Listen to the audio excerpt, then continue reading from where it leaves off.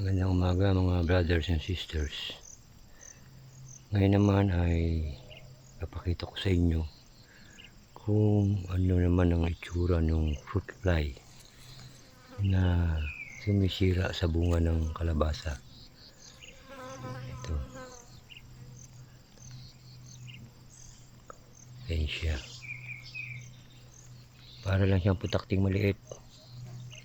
Ngayon meron siyang pang sting sa buwit niya.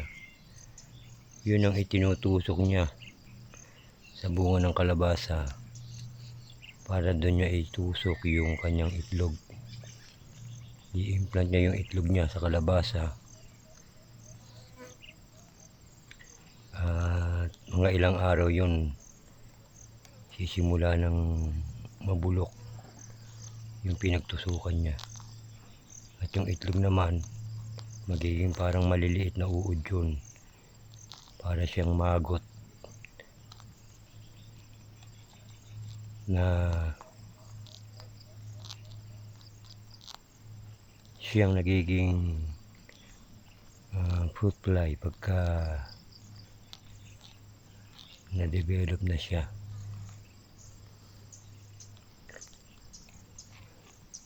Yan ang malakas sumira sa kalabasa, sa bunga, kahit sa anumang maraming mga ibang gulay, prutas ang sinisira nito.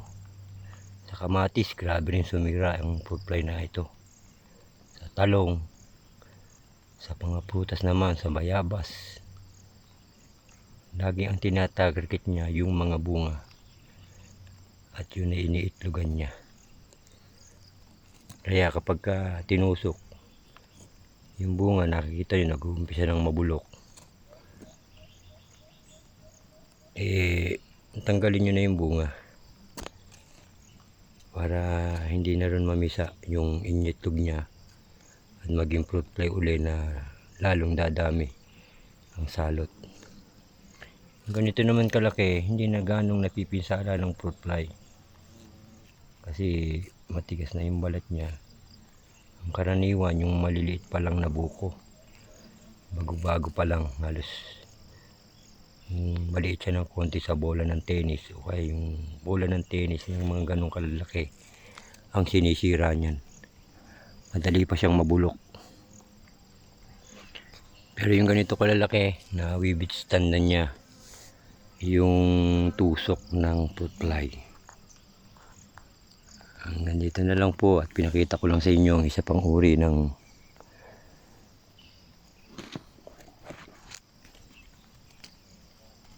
kulisap na pumipeste sa mga halaman. Salamat po.